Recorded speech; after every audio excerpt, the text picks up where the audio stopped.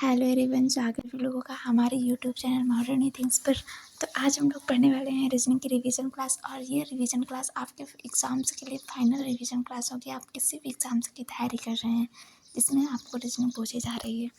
तो आज के फर्स्ट क्वेश्चन को देखते हैं। फर्स्ट क्वेश्चन देखो आपका क्या लिखा गया है। यहाँ पर लिखा है, यदि किसी कूट भाषा में दिल्ली को ये लिखा जाता है तो उसी कूट भाषा में मुंबई को क्या लिखा जाएगा। देखो आप दिल्ली लिख लेते हैं सबसे पहले, DELHI दिल्ली लिखा हमने। फिर दिल्ली को क्या लिखा गया है, GKONL लिखा गया है।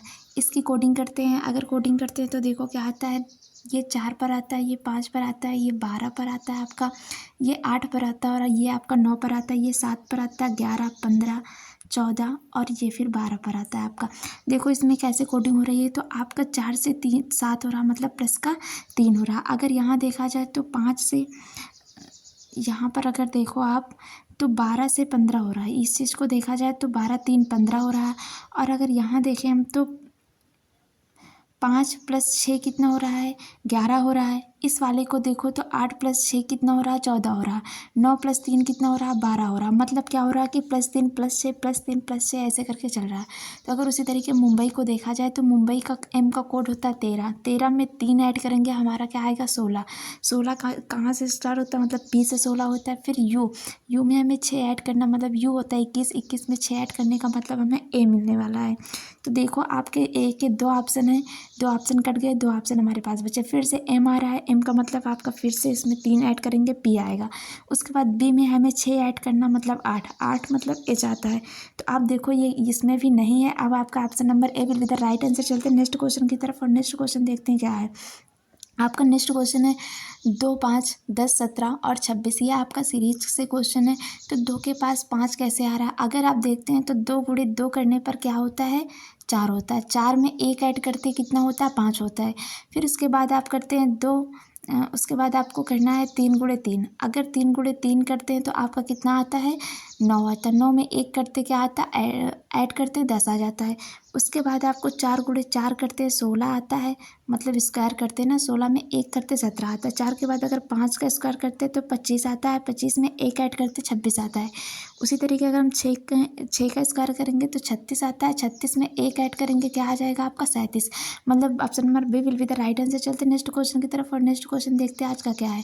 नेक्स्ट क्वेश्चन आपका ये है कि एक व्यक्ति अपने घर से 10 किलोमीटर दक्षिण की ओर चलता है। ठीक है, एक व्यक्ति अपने घर से, मान लो इसका घर यहाँ है, दक्षिण की ओर जाता है 10 किलोमीटर। फिर उसके बाद क्या कह रहा है, फिर वह दाईं ओर मुड़कर 8 किलोमीटर चलता है। अब इनका दायां हाथ इधर होगा और ये 8 किलोमीटर मुड़कर इधर चले जाएंगे। फिर उसके बाद वह बाईं ओर मुड़कर 6 किलोमीटर चलता है। फिर अब इनका बायां हाथ इधर होगा और ये 6 किलोमीटर जाएंगे। फिर उसके बाद कहा जा रहा है वह अंत में वह बाईं ओर मुड़कर 8 किलोमीटर चलता है। अब इनका बायां हाथ इधर होगा, ये 8 किलोमीटर जा रहे होंगे। फिर कहा जा रहा है कि वह अपने प्रारंभिक बिंदु से कितनी दूर और किस दिशा में है। तो इनका प्रारंभिक बिंदु ये रहा और यहाँ से अब ये कितनी दूर है, तो ये है 10 + 6 टोटल कितने हो गया, 16। 16 किलोमीटर किधर है, दक्षिण की तरफ। तो 16 किलोमीटर दक्षिण की तरफ। Option number A will be the right answer. चलते नेक्स्ट क्वेश्चन की तरफ। और नेक्स्ट क्वेश्चन देखते हैं क्या है। A B का भाई है। तो देखो A जो है वो किसका भाई है, तो B का भाई है। भाई है मतलब ये मेल होगा। फिर उसके बाद C B की बहन है। C जो है क्या है, B की बहन है, तो ये बहन है, तो ये फीमेल है। फिर उसके बाद कहते हैं D E का पति है, छोड़ दो इसको। फिर कह रहा है E जो है A की माँ है। E क्या है, ए की माँ है, तो ई ए की माँ है, तो ये फीमेल होगी। फिर उसके बाद कहा जा रहा है कि डी ई का पति है। डी जो है वो क्या है, ई का पति है, तो ये दोनों पति पत्नी हो गए। फिर उसके बाद कहा जा रहा है तो डी का सी से डी का क्या संबंध है।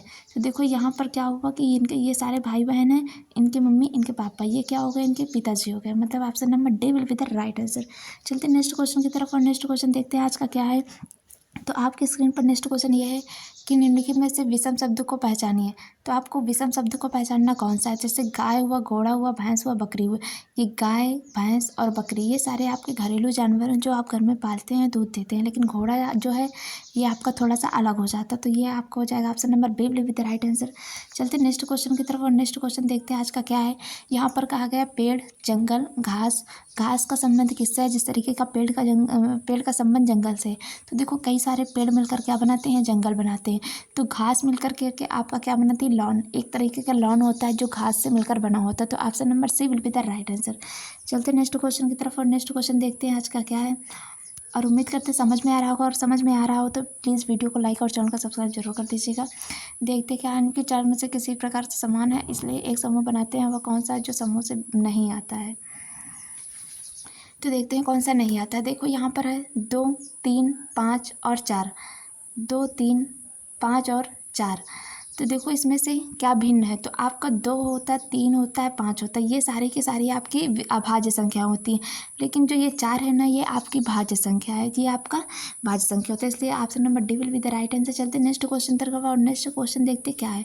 नेक्स्ट में है दिए गए कथनों को सत्य मानते हुए यह तय करें कि कौन सा निष्कर्ष तार्किक रूप से अनुसरण करता है। ये आपका है तर्क और निष्कर्ष का, कथन और निष्कर्ष का। आपसे फर्स्ट कथन कहा गया है सभी कुत्ते बिल्ली हैं। आप कुत्ते बनाइए, ये आपके कुत्ते हैं। सभी के सभी कुत्ते क्या हैं? बिल्ली हैं। ठीक है, आगे कहा गया सभी बिल्ली शेर हैं, तो सभी बिल्ली क्या हैं? आपकी शेर हैं। आपसे ऑप्शन क्या कहा गया कि कुछ शेर कुत्ते हैं। यहाँ पर आप देखिए क्या शेर का कुछ भाग कुत्ते में है, तो भाई बिल्कुल सही है, फर्स्ट ऑप्शन आपका सही हो जाएगा। सेकंड में कहा गया है कुछ बिल्ली कुत्ते हैं, तो कुछ बिल्ली कुत्ते हैं, तो ये भी आपका सही हो जाएगा। मतलब क्या हो गया कि फर्स्ट और सेकंड दोनों आंसर करते हैं। Option number C will be the right answer. चलते नेक्स्ट क्वेश्चन की तरफ। और नेक्स्ट क्वेश्चन देखते हैं आज का क्या है।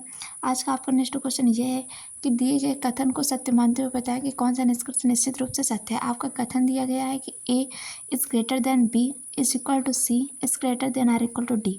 यहाँ आपसे कहा गया कि क्या ए का मान डी से बड़ा है, तो देखो डी ए का मान अगर बी से बड़ा है तो बी को क्या कहा गया कि ये सी के बराबर है, और सी का मान भी क्या है?